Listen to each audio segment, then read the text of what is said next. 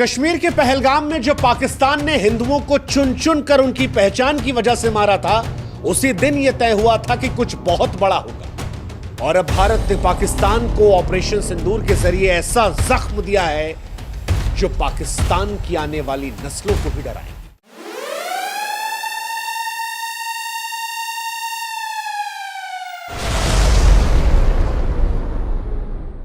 भारत ने 7 मई 2025 को ऑपरेशन सिंदूर के जरिए पाकिस्तान के 9 अलग अलग ठिकानों में ऐसी आग बरसाई जिसने पाकिस्तान के आतंकवादी ठिकानों को राख कर दिया।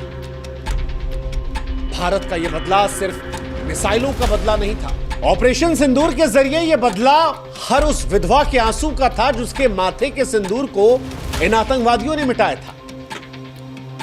यह बदला उन आतंकवादियों के आकाओं को था जिनके सामने जब एक हिंदू महिला ने कहा कि मुझे मार दो, तो उसने कहा नहीं, तुझे नहीं मारेंगे, तुझे और तेरे बच्चों को छोड़ेंगे ताकि तू जाकर हिंदुस्तान को बताए, मोदी को बताए कि हमने तेरे पति को मार दिया। और अब जवाब दे दिया भारत ने, प्रधानमंत्री मोदी ने जवाब दे दिया। 9 मिसाइलों की गर्जना से रावलपिंडी से लेकर बहावलपुर, मुजफ्फराबाद से लेकर मीरपुर, हर ठिकाने को राख कर दिया। पाकिस्तान की धरती लाशों से पट गई है। आतंकवादी अड्डे जो हैं वो मटिया मेट हो गए हैं। ऑपरेशन सिंदूर 2016 की सर्जिकल स्ट्राइक और 2019 के बालाकोट स्ट्राइक से कहीं बड़ा है, क्योंकि पाकिस्तान सर्जिकल स्ट्राइक को हमेशा से नकारता आया और एयर स्ट्राइक पर पाकिस्तान कौवों का जिक्र करके मजाक उड़ा रहा था। लेकिन आज वही पाकिस्तान दुनिया के सामने अपने आप को विक्टिम दिखाने की कोशिश कर रहा है। वो डर रहा है, कांप रहा है भारत से। एक तरफ लड़ने की कोशिश कर रहा है, दूसरी तरफ दुनिया से भीख मांग रहा है कि भारत से हमें बचा लो। ऑपरेशन सिंदूर, इस नाम में गर्व है, इस कार्रवाई में प्रलय है। यह नाम भी ऐसे ही नहीं लिया गया। ऑपरेशन सिंदूर का नामकरण भारत सरकार और भारतीय सेना की ओर से एक शक्तिशाली संदेश है। सिंदूर, हम सभी जानते हैं कि भारतीय संस्कृति में नारी के सुहाग, सम्मान और अटूट विश्वास का प्रतीक होता है। पहलगाम में जब आतंकवादियों ने जाने ली तो उन हिंदू महिलाओं को विधवा बनाया, उनके माथे का सिंदूर छीना और उन्हें जिंदा छोड़कर यह एहसास कराया कि हम तुम्हें अपमानित कर रहे हैं, तुम्हारा सुहाग छीनकर। भारत ने इसीलिए इस ऑपरेशन को ऑपरेशन सिंदूर का नाम दिया और सारी दुनिया को यह बताया कि यह बदला केवल सैन्य कार्रवाई नहीं है, बल्कि हर उस महिला के आंसुओं का जवाब है जिसने अपनों को खोया था। ऑपरेशन सिंदूर हर उस विधवा को एक सच्ची श्रद्धांजलि है जिसके सुहाग को आतंकवादियों ने छीना था। ऑपरेशन सिंदूर उन आंसुओं का जवाब है जो विधवाओं के, उनके बच्चों की आंखों से बहे थे। और ये नाम सारी दुनिया को बता रहा है कि भारत अपने लोगों के सम्मान, उनकी रक्षा करने के लिए कितना संवेदनशील है, कितना दृढ़ है। ऑपरेशन सिंदूर भारत की सांस्कृतिक संवेदनशीलता और आतंकवाद के खिलाफ उसकी अटल प्रतिबद्धता और अपने नागरिकों की रक्षा का जीता जागता सबूत है। ऑपरेशन सिंदूर से पहले लगातार हम और आप ये सोच रहे थे कि भारत सरकार कार्रवाई क्यों नहीं कर रही, क्योंकि सर्जिकल स्ट्राइक 11 दिन में हो गई थी, एयर स्ट्राइक 12 दिन में हो गई थी, इस बार 14-15 दिन हो गए। लेकिन भारत सरकार ये जानती थी कि पाकिस्तान इंतजार कर रहा है और इसीलिए इस बार पाकिस्तान को बेवकूफ बनाया गया, उसे मॉक ड्रिल के भ्रमजाल में फंसाया गया। 6 मई 2025 को भारत की तरफ से ऐलान होता है कि 244 क्षेत्रों में मॉक ड्रिल किया जाएगा। भारत ने यह संदेश दिया कि 1971 के बाद यह पहला अभ्यास होगा। भारत किसी बड़े हमले की तैयारी कर रहा है, लेकिन उस मॉक ड्रिल का मकसद पाकिस्तान को भ्रम में डालना था और पाकिस्तान उस भ्रम में फंसा। पाकिस्तान ने युद्ध की तैयारियों का संकेत मॉक ड्रिल को माना, सेना को हाई अलर्ट पर रखा, उसकी खुफिया एजेंसियां भारत के अगले कदम का अनुमान लगाने में उलझी रहीं। लेकिन यहीं पर भारत ने तैयारी की और फिर पाकिस्तान के 9 ठिकानों पर आतंकवादियों के अड्डों को तबाह कर दिया। ऑपरेशन सिंदूर से पहले वो जो मॉक ड्रिल था वो भारत का मास्टर स्ट्रोक था जिसने पाकिस्तान को पूरी तरह से चकमा दिया।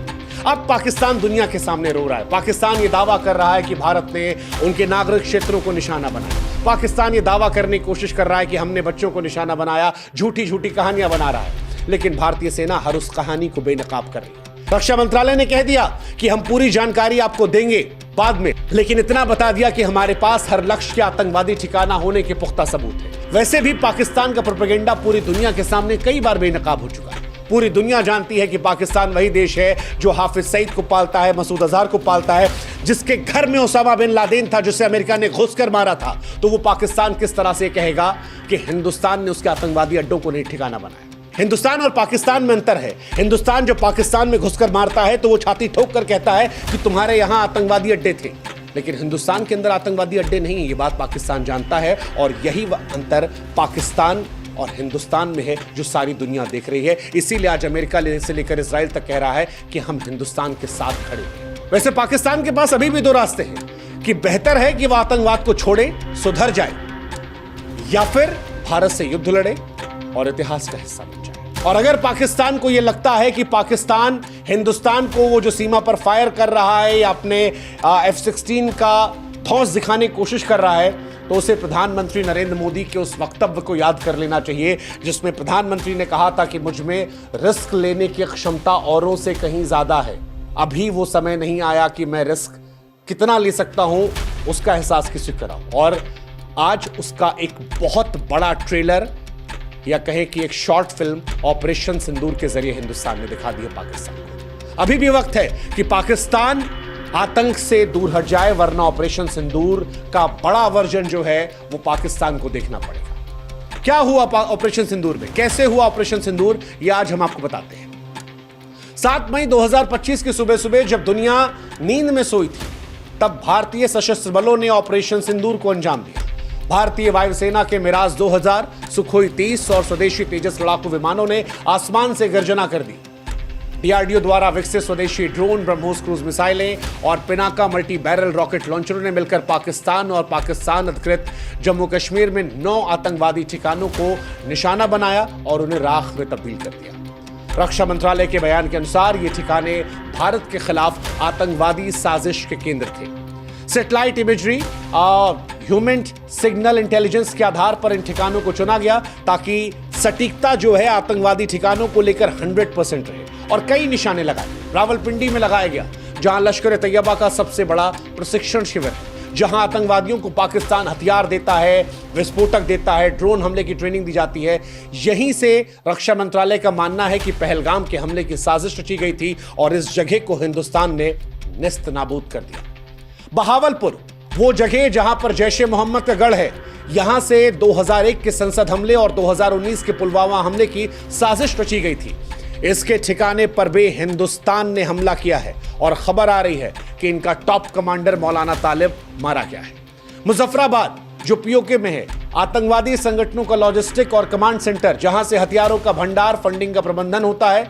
कहा जा रहा है कि यहां पर 50 टन से ज्यादा गोला बारूद था जो भारत के स्ट्राइक में नष्ट हो गया। मीरपुर, घुसपैठियों का प्रशिक्षण केंद्र, जहां आतंकवादियों को भारत में प्रवेश करने की ट्रेनिंग दी जाती थी।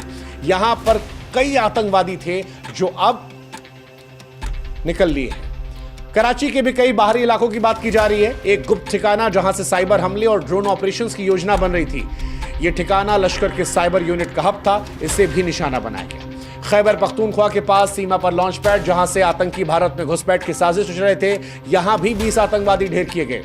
कहा जा रहा है कि बलूचिस्तान के पास भी हथियार तस्करी का प्रमुख केंद्र था, जहां से आतंकवादियों को गोला बारूद की आपूर्ति होती थी।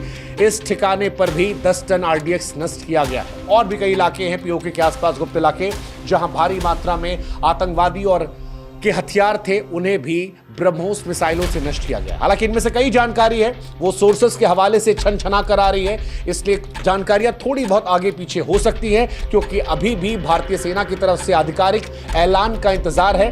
ये जानकारियां सोर्सेस के हवाले से, अखबारों के जरिए, हिंदुस्तान, पाकिस्तान और दुनिया की जो तमाम मीडिया एजेंसी हैं उनके जरिए निकाली गई है।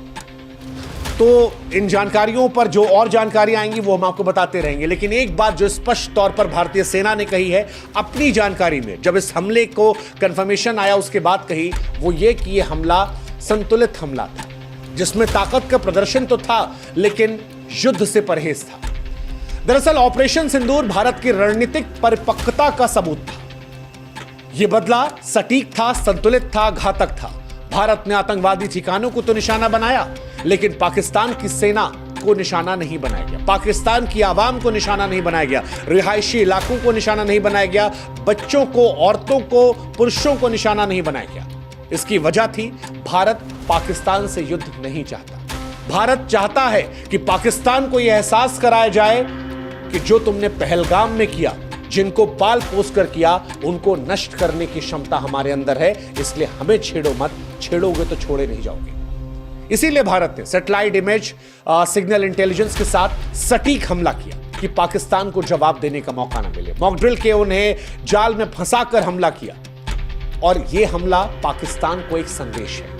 यह बदला सिर्फ सैन्य नहीं, मनोवैज्ञानिक और आर्थिक प्रहार के तौर पर भी है, जिसमें भारत दुनिया को भी यह बता रहा है कि यह नया भारत है जहां पर हम लोगों को उकसाते नहीं हैं, हम पहला हमला नहीं करते हैं, लेकिन हम बर्दाश्त भी नहीं करते हैं। और इसीलिए आज हम कह रहे हैं कि ऑपरेशन सिंदूर भारत की केवल एक सैन्य जीत नहीं है, ये भारत के अमर गौरव, उसके सांस्कृतिक ताकत, उसके अजय संकल्प की गाथा है।